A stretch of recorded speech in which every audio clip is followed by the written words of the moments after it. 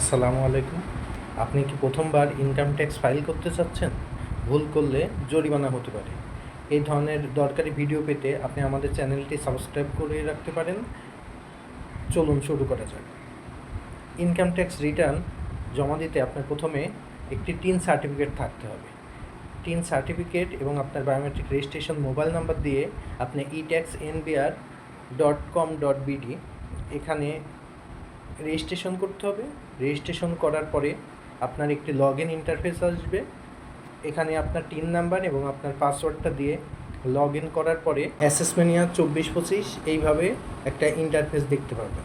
এরপরে ইনকামের যে 7টা হেড আছে এর মধ্যে থেকে আপনার জন্য যেটা অ্যাপ্লিকেবল, আপনার যদি ইনকাম স্যালারি থেকে হয়ে থাকে ইনকাম ফ্রম এমপ্লয়মেন্ট, আপনার যদি বিজনেস থেকে ইনকাম হয়ে থাকে তাহলে ইনকাম ফ্রম বিজনেস, এবং আপনার যদি এফডিআর সঞ্চয়পত্র বা শেয়ার মার্কেট থেকে ইনকাম হয়ে থাকে তাহলে ইনকাম ফ্রম ফিনান্সিয়াল অ্যাসেট, এবং আপনার যদি কোনো অ্যাসেট বিক্রি করে থাকেন বা জমি বিক্রি করে থাকেন তাহলে আপনার ইনকাম ফ্রম ক্যাপিটাল গেইন, এবং আপনার যদি কৃষিখাত থেকে ইনকাম হয়ে থাকে তখন আপনি ইনকাম ফ্রম এগ্রিকালচার সিলেক্ট করতে হবে।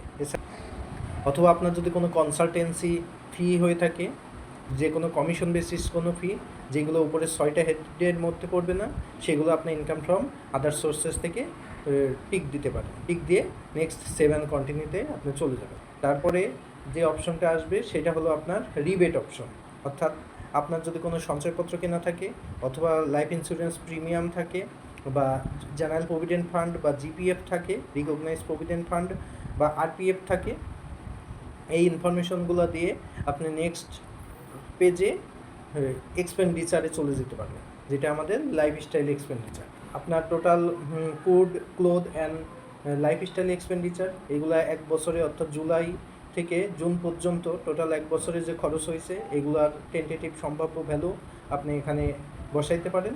পাশাপাশি আপনার যদি বাসা ভাড়া বা নিজের বাসা থাকে সেটার এক বছরে টোটাল কতটুকু খরচ হয়েছে সেটা আপনার অ্যাকোমোডেশন এক্সপেন্সে বসাইতে পারেন।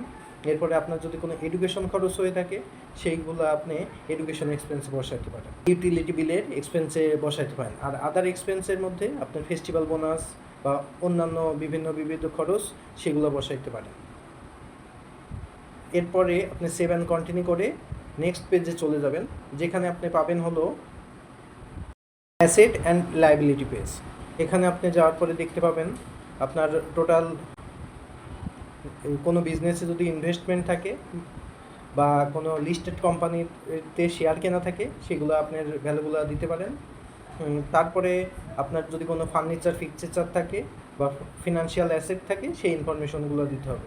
তাছাড়া আপনার নিজের নামের যদি কোনো জমি থাকে সেগুলো কৃষি জমি হতে পারে অথবা অকৃষি জমি, সেটা আপনি উল্লেখ করে ওখানে অবশ্যই জমির পরিমাণ এবং জমির মূল্য এবং জমির ঠিকানা বা আরএস খতিয়ানের ইনফরমেশনগুলো দিতে হবে।